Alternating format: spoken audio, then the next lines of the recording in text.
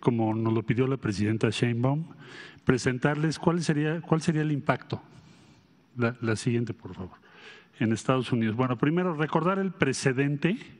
Por supuesto que hay un precedente remoto, que es la política que se siguió en los años 30, a partir de 1930, y que provocó en aquella época muchas dificultades porque se inició una guerra comercial que a la postre redujo el comercio y provocó muchos problemas. Estoy hablando de los años 30. Pero el más reciente, relativamente, fue en 1971, con el presidente Richard Nixon. Él anunció un arancel de 10% a las importaciones de todos los países prácticamente. Fue un arancel general para negociar modificaciones a las políticas cambiarias de sus socios comerciales. O sea, fue un objetivo transaccional. Pongo 10% porque quiero que mis socios hagan modificación en su política cambiaria. Estas medidas generaron ¿qué cosa? Primero, incremento en los precios de los productos importados inmediatamente y una reducción en el poder adquisitivo de los consumidores estadounidenses. Entonces no lo pudieron mantener mucho tiempo por esa razón y duró más o menos 4 meses. Es decir, fue temporal y sí tuvo costos importantes para el consumidor norteamericano. Hay que estimar que ahora los efectos serían mucho mayores, porque en 1971, no solo porque allí era 10% y ahora se habla de 25%, sino porque en 1971 Estados Unidos solamente importaba 3.4% de su Producto Interno Bruto y hoy importa 12.7%, casi 13%, o sea, 4 veces más grande. Entonces, en aquella ocasión fue 10, ahora será 25, y además de eso, de esa diferencia muy grande, más del doble, las importaciones han crecido 4 veces, entonces el impacto sería 4 veces mayor, más el doble. La siguiente, por favor. Ahora, ¿a quién afectan estas medidas? Porque hablamos de países, pero sí que empresas. México y Estados Unidos han construido, Canadá también países europeos, también Japón, Corea del Sur, otros aliados, han construido uno de los conglomerados industriales y tecnológicos con millones de empleos bien pagados, más importante del mundo. Entonces, el primer impacto que tiene una tarifa, que es un impuesto, pensémoslo como impuesto, un arancel es un impuesto, va a ser el impacto a las principales empresas de los Estados Unidos en México, particularmente en la industria automotriz. ¿Por qué? General Motors, Stellantis, Ford, bueno, aquí está la asociación, está la American Chamber. ¿Por qué razón? Porque son las 3 empresas establecidas en México. Por cierto, recordar que la primera planta de Chrysler se fundó hace 80 años en México. O Ford Motor Company pues, llegó al fin casi hace un siglo. Entonces estamos hablando de empresas que forman parte y son comunes, ayer decía la presidenta, son empresas comunes en función de esa integración, esa antigüedad y que producen un número impresionante de vehículos y son competitivos con todo el mundo. Bueno, entonces ese impuesto, imagínense 25%, la primera afectación son esas empresas que son las que más exportan. Entonces, cuando dice el presidente Trump, voy a ponerle a México 25% porque exporta demasiado a Estados Unidos, lo que está diciendo es, dear fellows, we are going to impose, vamos a ponerles un impuesto a las empresas norteamericanas más importantes del mundo, de 25% porque producen en México y exportan a Estados Unidos. Y si hubiese por parte de Canadá y de México que poner otros impuestos similares, que es lo que esperan muchos comentaristas, Financial Times, Wall Street Journal, en fin, porque es lo que ha pasado siempre, también se afectaría a estas 3 empresas. ¿Por qué? Porque son las que más exportan a México partes automotrices. Estamos muy integrados, traemos unas cosas de Estados Unidos, otras las producimos aquí, las integramos y ustedes lo ven como un producto final. Entonces, es un impuesto que afecta primordialmente a este complejo industrial y tecnológico cuyos principales exponentes son estos tres grandes grupos de los propios Estados Unidos. La siguiente, por favor. O sea, es un tiro en el pie. Los impuestos, digo impuestos, ya expliqué, porque un arancel es un impuesto.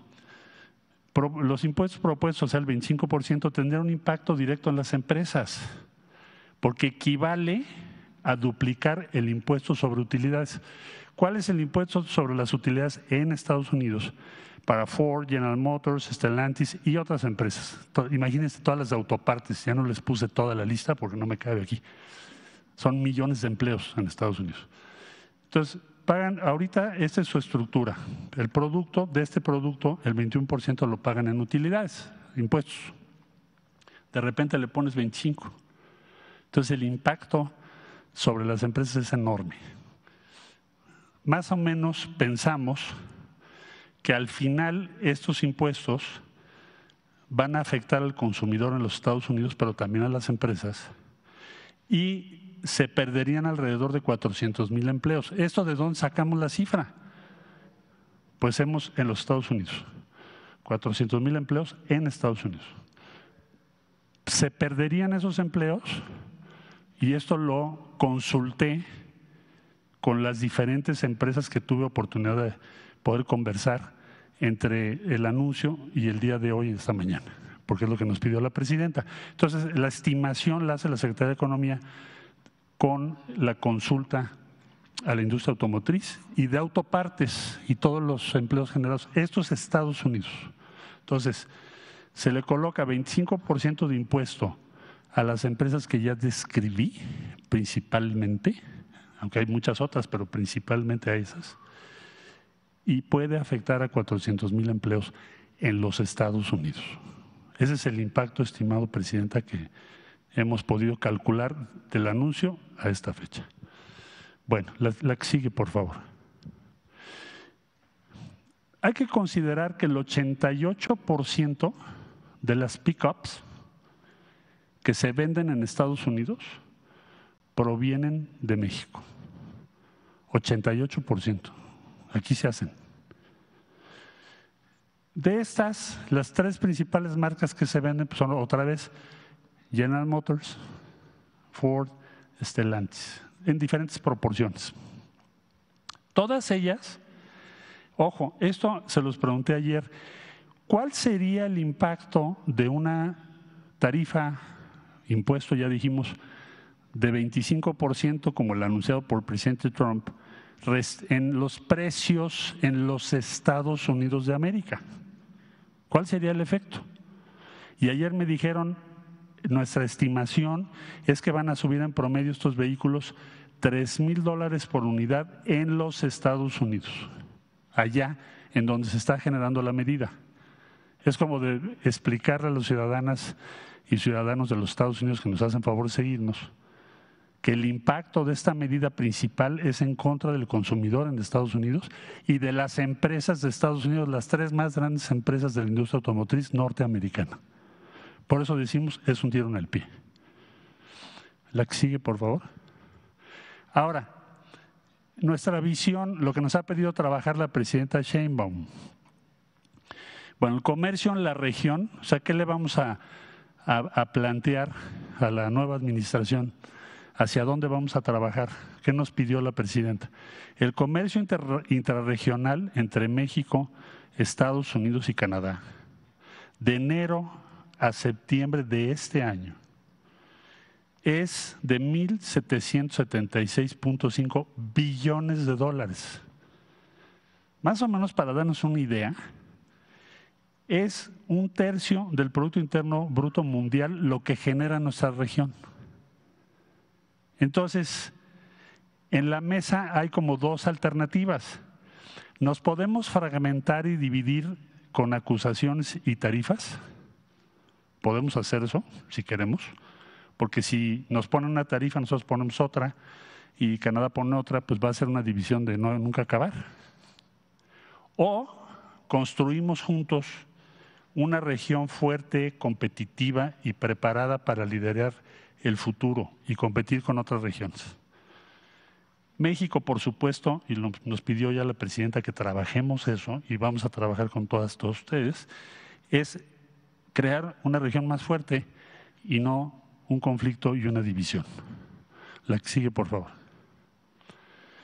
Entonces, ¿qué es la propuesta que México va a preparar para esto? Bueno, primero tener estabilidad regional. Hay que cooperar en seguridad, en migración, en gobernanza, en muchos temas. Estabilidad regional.